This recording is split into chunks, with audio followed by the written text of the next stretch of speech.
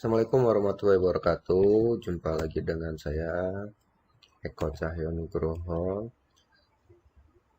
selaku guru BK SMA Negeri 1 Maniis. Pada kesempatan ini saya akan menyampaikan tentang materi terkait dengan menggapai impian di studi lanjut dalam layanan bimbingan dan konseling untuk kelas 12 semester ganjil. Sebelum kita bahas tentang bagaimana hal-hal yang perlu diperhatikan untuk memahami tentang studi lanjut, ada pertanyaan yang perlu menjadi satu perenungan, yaitu mengapa perlu kita melanjutkan studi. Yang pertama, kita melanjutkan studi itu agar memiliki wawasan yang lebih luas sehingga dapat membentuk pola pikir, mindset dalam diri Anda untuk bisa menjadi lebih baik lagi. Selanjutnya, agar memiliki sikap dan mental yang baik karena dibekali hard skill maupun soft skill. Yang ketiga, untuk memudahkan dalam bekerja atau dalam membuka usaha yang lebih baik dan berkarir secara lebih cepat. Yang keempat, untuk mencapai kepuasan yang tidak dapat diukur oleh materi karena telah melakukan proses menuju kesuksesan. Kelima, untuk memperoleh kecukupan keuangan baik dengan cara Anda bekerja maupun berwira swasta. Keenam, aktualisasi di masyarakat. Ketujuh, memiliki lingkungan atau komunitas yang derajat keilmuannya sama atau lebih tinggi dari Anda.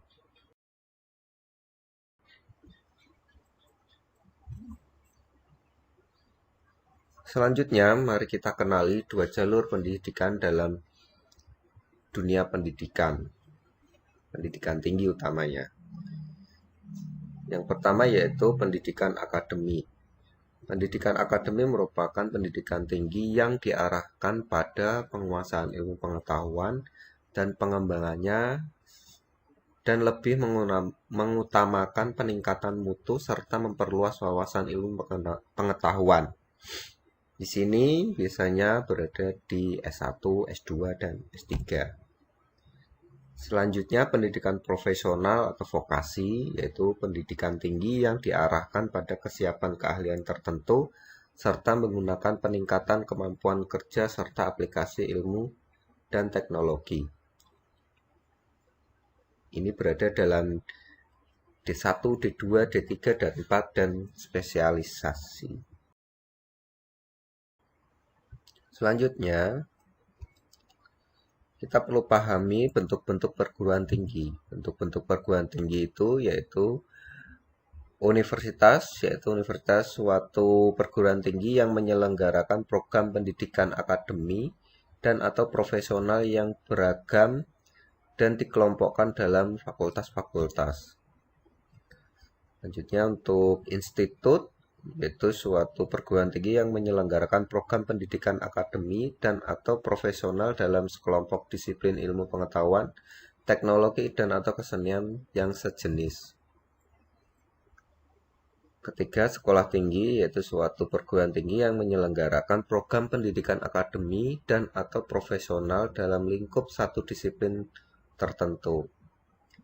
Selanjutnya, akademi, yaitu suatu perguruan tinggi yang menyelenggarakan program pendidikan profesional dalam satu cabang atau sebagian cabang ilmu pengetahuan, teknologi, atau kesenian tertentu.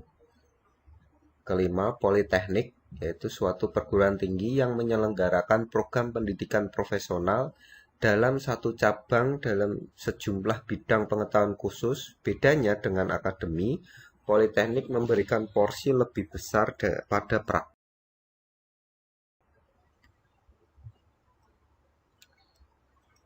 Bentukan perguruan tinggi ada dua, yaitu perguruan tinggi negeri maupun pendidikan perguruan tinggi swasta. Dalam perguruan tinggi swasta dapat kita contohkan yaitu dalam bentuk universitas Seperti contohnya adalah Universitas Indonesia, UNJ, Unpad, Unsri, UGM, Undip, dan lain sebagainya. Lanjutnya institut, contohnya seperti ITB, IPB, dan lain-lain. Selanjutnya untuk sekolah tinggi, contohnya STPDN, STIS, STP, dan lain-lain. Untuk akademi, contohnya AAL, AAU, AIP, Akpol, dan lain-lain. Selanjutnya untuk bentukan politeknik, contohnya Politeknik UI, Politeknik Unpad, Politeknik UNJ, dan lain-lain. Baik, kita lanjutkan untuk perguruan tinggi swasta dalam bentukan universitas, contohnya UII, Trisakti, Atmajaya, YAI, Universitas Muhammadiyah, dan lain-lain. Bentukan institut, contohnya ISTA, IT Serpong, IKJ, dan lain-lain. Dalam bentukan sekolah tinggi, contohnya STIYKPN, STIM, STPMD, STIH Mutakin, dan lain-lain. Dalam bentukan akademi, contohnya AAYKPN, ADVY, AAN, ASMI, Disanta, dan lain-lain. Dalam bentukan politeknik, contohnya Politeknik API, Politeknik LPP, dan lain-lain.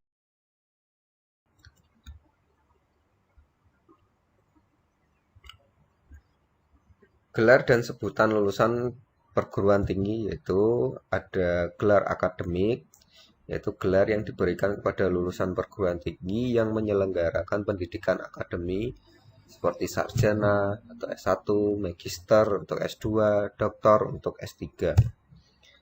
Gelar profesional yaitu gelar yang diberikan kepada lulusan perguruan tinggi yang menyelenggarakan pendidikan profesional seperti ahli pertama untuk D1, ahli muda untuk D2, ahli madya untuk D3, sarjana terapan, sains terapan untuk D4. Dan selanjutnya sebutan profesi merupakan sebutan yang diberikan kepada seseorang yang memiliki gelar akademi yang telah menyelesaikan program keahlian atau profesi bidang tertentu. Hal penting untuk Anda ketahui untuk bisa menggapai studi lanjut akan datang yang perlu dipertimbangkan dan menjadi hal yang mendasar harus diperhatikan, yaitu untuk studi lanjut, satu, fokus ke primer atau pokok atau utama studi lanjut itu merupakan suatu hal menjadi kebutuhan pokok untuk Anda. Fokus ke bakat yang Anda miliki, fokus ke penjuruan bidang program studi atau program studi, pilih sesuai dengan yang Anda kuasai maupun Anda minati. Fokus ke kemampuan.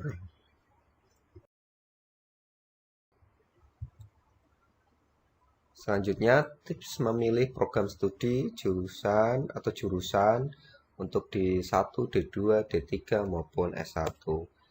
Yang perlu Anda perhatikan secara akademik, pahami tentang program studi tersebut dan sesuaikan dengan kemampuan akademik Anda. Untuk yang kedua, terkait dengan non-akademik, dalam memilih program studi, sesuaikan dengan cita-cita, minat, dan bakat, dan perhatikan faktor dan variabel pendukung seperti informasi yang sempurna, lokasi dan biaya, daya tampung jurusan atau peluang yang diterima, serta masa depan karir dan